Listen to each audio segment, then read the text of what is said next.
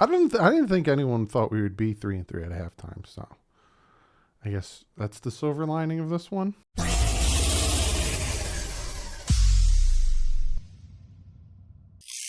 What is up, Finn fans? Breaking down Miami Dolphins losing to the Buffalo Bills 26-11. This game there's a lot of good to take out of this game, but there's also a good amount of bad to take out of this game. I thought to myself, it was 3-3 at halftime. Dolphins defense was playing really well. The offense was struggling.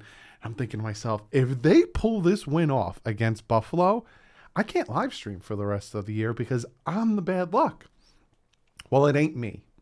So that's good to hear. I can live stream next week against the Houston Texans. But there's a lot to talk about.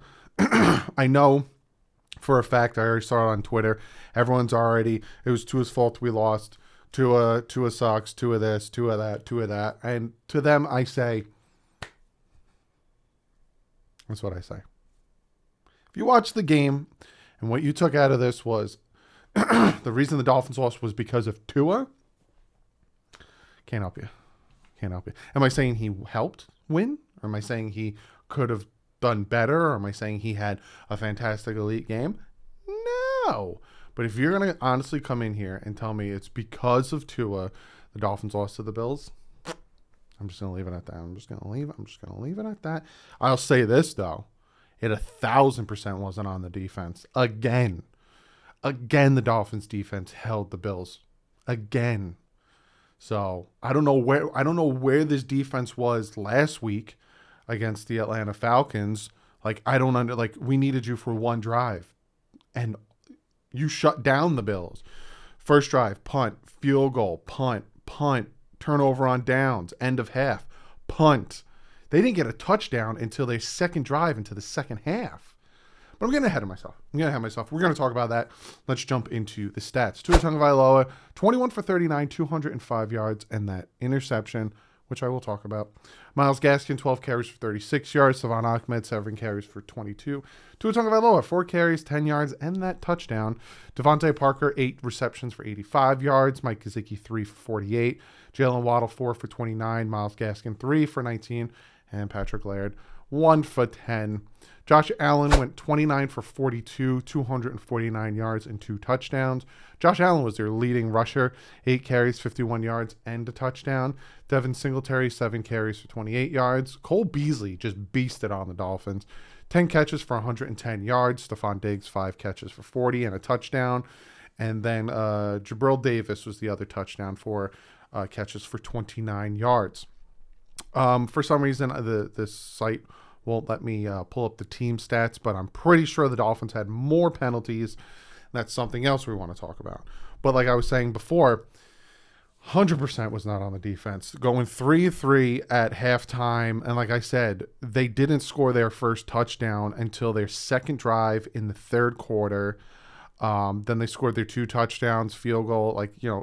It's the same thing like the last time they played. 14 points off their 2 first drives. Dolphins get in the red zone twice. They couldn't punch the ball in to tie it at halftime. So essentially kind of like this game, we were tied at halftime. Then the wheels fell off in the second half. Same thing. This game was lost on the offense. The offense. And I know a lot of people are going to say, well, Tua and da-da-da. No. The offense. From Mike Gesicki to the offensive line to Tua Tagovailoa to the offensive coordinators. The offense. Tua didn't lose the game because from what I watched, and again, I got the chance to sit down and watch it because I have Game Pass. Tua didn't lose the game because Tua was making some really big boy throws, throwing it into tight windows, but he also was holding. And again, this is why I'm not giving him all the blame, but I'm not saying he wasn't a part of it. It was the offense. It wasn't just one guy. Tua didn't throw 400 interceptions and cost us the game. It wasn't one guy. We did throw an interception. I will get to that. But like I said, first drive, Tua was making very great throws, tight window throws, missed field goal by Jason Sanders. I don't know what's going on with him, but he missed that field goal. And then a punt. Second quarter, we get that field goal, so could have been up 6. There was a lot, and my biggest thing that I was saying about this team is that there was a lot of points left on the field, and that was my biggest thing I said about this team. Don't leave points on the field. Just don't leave points on the field. So say Sanders makes that field goal, and we're up 6, we're up 6-3. The fumble by Gesicki. Essentially, it was a motion by Gesicki. The ball was snapped, hit Gesicki in the legs. Now, I watched the play a bunch of times, right? Tua's standing there. He doesn't tell Gesicki to motion. But I'm not saying that Gesicki didn't know to motion, because sometimes you don't tell him to motion. They just motion on their own. Tua's standing there. Tua didn't stomp his foot. Tua didn't call for the snap. Nothing. Tua was just standing there. Not putting that on Tua. I honestly think after watching it over and over and over and over again, because some people are putting that fumble on Tua, it was on the center. I think the timing was off with the center. He snapped it too early. It hit Gesicki. They got the ball back. Instead of us getting potentially points, we could have been up minimum 9-3 at the halftime. Again, points left on the field. Also, the fumbled punt by the Bills that could have been scooped up for a touchdown. We could have had a lead at some point. The run game was doing well at points from when I was watching the first half. And then, like I said, I went back and I watched it again. The run game was doing well, but there was the offensive play calls just... for a good portion, I think it was their second drive. The second drive. Tua was converting third downs with his arm. Tua was making the throws. Like I said, I even tweeted out big boy throws. He was throwing it to tight windows. 2 defenders was fitting it into Devontae Parker, making great throws. And then on third, they ran it 3 times in a row, and then we ended up punting. This is what I'm talking about. Like, it was the entire offense. It was the calls. It was the offensive line was so bad. Constant pressure, just absolute constant pressure.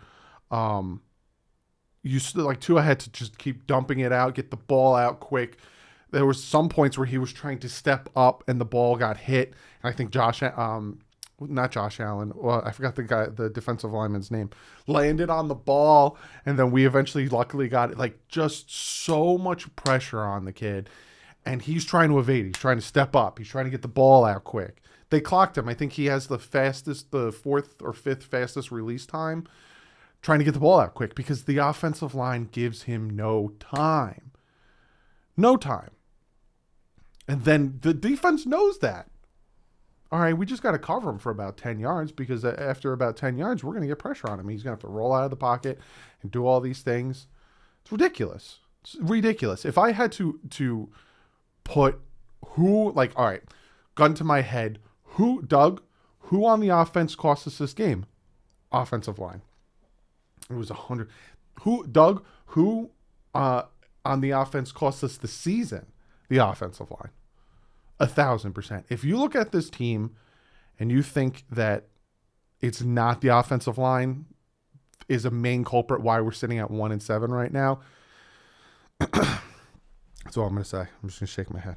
That's all I'm going to say. Because not only were they allowing sacks, not only were they allowing pressure with under 3 seconds, even at some points under 2 seconds, the penalties, the holdings, the offsides, the motions, it's just you put Tua in a situation where now it's 2nd and 15.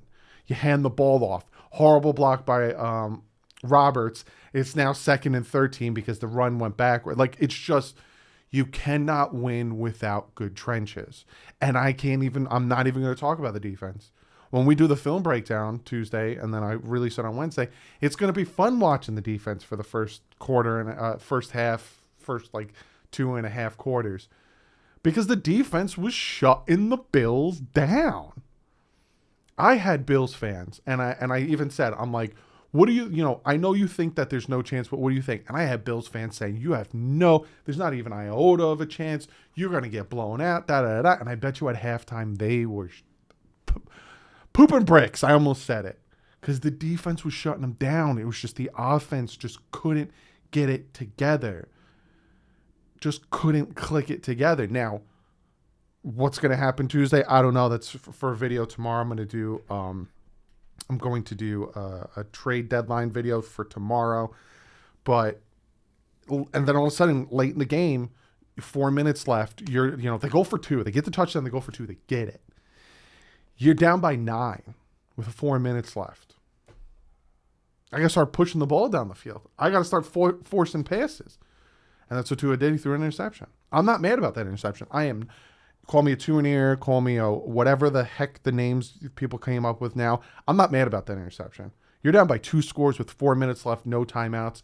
At this point, you're getting no time in the pocket. Your receivers aren't really getting open. You got to force the plays, and he forced it, and he forced an interception, unfortunately. Like I said, I'll break it down in the film breakdown. But at that point, everyone wants to see the kid throw the ball down the field. Oh, he doesn't throw the ball for more than 20 yards. I've never seen him throw 30-plus yards, 40 yards down the field.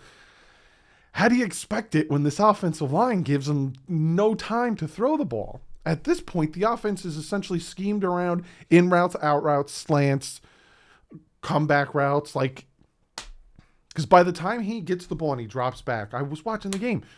Eichenberg and Davis were already We're already here, and he has to step up and looking for someone to hurry up. Someone needs to get open, but the route is, an out route, or the route is a friggin' post route, and they're not even at the ready to turn. And you can't.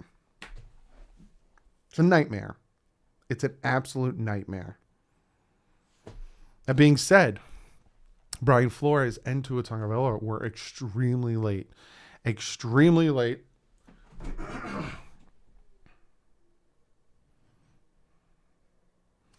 To their press conference.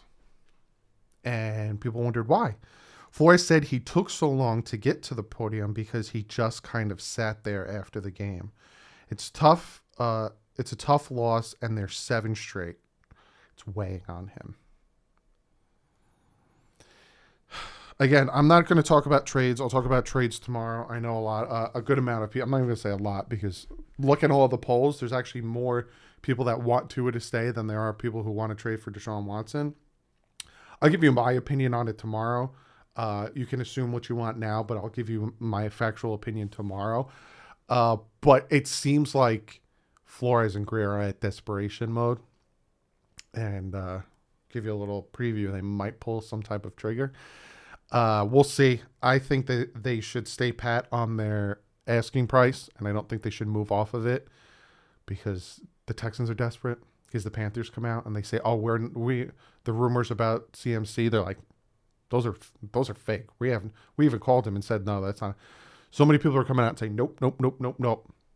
The only people that supposedly haven't come out and said anything, which I don't know why I did this, because they haven't, is the Dolphins. And the Texans keep releasing things, and the Dolphins don't say anything. And the Texans keep releasing things because the Texans are desperate. They are desperate. Because if Deshaun Watson sits on their roster, they're going to be paying him a lot more towards the end of the year. So all I'm saying to Miami when it comes to the Deshaun Watson situation, keep your price. Don't overpay, because they're desperate. You're not desperate. That's all I'll say. But comment below. Let me know what you guys think. It sucks. These are the losses that suck. Unlike the first Bills game where we're like getting blown out. We're like, this game's over. This one sucks because we're in it. We're in it. I think it was 11-17 at one point. We're like, all right, we're in it. There's a possibility. Yeah. And then the wheels just fell off, and defense plays a whole, 2.5 quarters of great football. And then at some point it's just like, you get tired. It's no excuse, but it is what it is. Comment below. Let me know what you guys think. If you do think it's Tua's fault, which I expect some of you guys to think that it was Tua's fault that we lost, let me know. Give me legit reasons. Give me, hey, because I saw this, and that. Don't be like, he sucks. He's a bum. He's a bust. Because then I'm just going to ignore it. Because give me a legit reason. Because I'm open. You guys know this. I like to listen to both sides. I'm in the middle. I haven't made my decision. Let me hear it. Comment below. Other than that, guys, I'll see you tomorrow. Like I said, I'm going to do a trade deadline video. Got some names that I probably would want to see the Dolphins trade away and then potentially trade for. That'll be out tomorrow. But other than that, guys, I'll see you next week. I'll be back live streaming next week. It'll be fun. Make you guys laugh. We'll have fun. Hopefully we win our second game. I love you guys. But other than that, like usual, stay classy. Offense out.